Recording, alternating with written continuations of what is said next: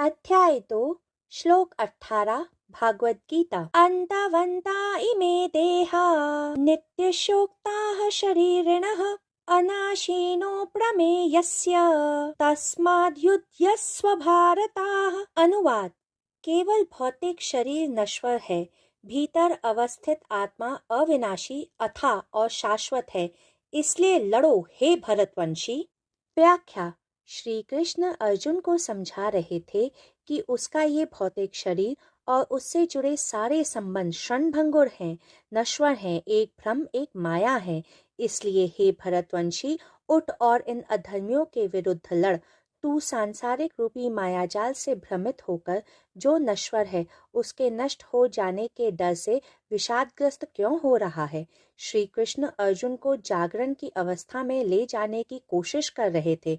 वह कह रहे थे कि जिन्हें तुम अपना कह रहे हो, जो तुम्हारे विरुद्ध रणभूमि में खड़े हैं, उन सबकी जीव आत्मा शाश्वत है, अविनाशी है, इसलिए तुम उसे मार नहीं सकते हो। और उनके जिस भौतिक शरीर को तुम इस रणभूमि में नष्ट करोगे, वो तो एक ना एक दिन वैसे भी नष्ट होना ही है। इसलिए इस मारने और मरने के भ्रम जाल से हे अर्जुन, बाहर आओ और वास्तविकता को जानो। जीव आत्मा पांचों इंद्रियों के अनुभव क्षेत्र से परे है, इसलिए उसका न आदि है और न अंत है, वह तो अथाह है। परंतु हमारा शरीर तो नश्वर है, इसलिए सीमित है। बाइबल में भी कहा गया है, dust thou art and unto dust shalt thou return, जिसका अर्थ है हम मिट्टी से बने हैं और मिट्टी में ही लौट जाएंगे।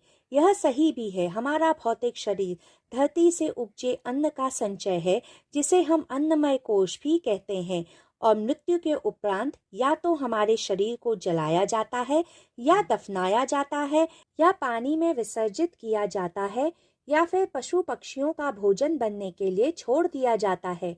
जिस भी तरीके से हो, प्रत्यक्ष या परोक्ष, भौतिक शरीर अंततः धरती में ही मिल जाता है। परंतु इस भौतिक शरीर को धारण करने वाली जो जीव आत्मा है, वह धरती से नहीं बनी है, वह एक ऊर्जा है, इसलिए वो धरती में नहीं मिलती है।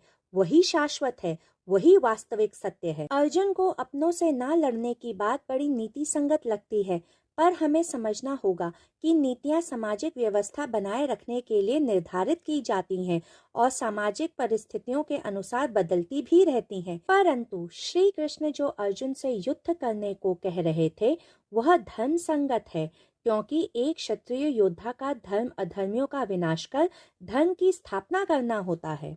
अगर आपको मेरे इस श्लोक की व्याख्या पसंद आई हो तो कृपया कर मेरे चैनल द मिस्टिक डीमिस्टिफाई को लाइक, शेयर और सब्सक्राइब करें। जय श्री कृष्ण।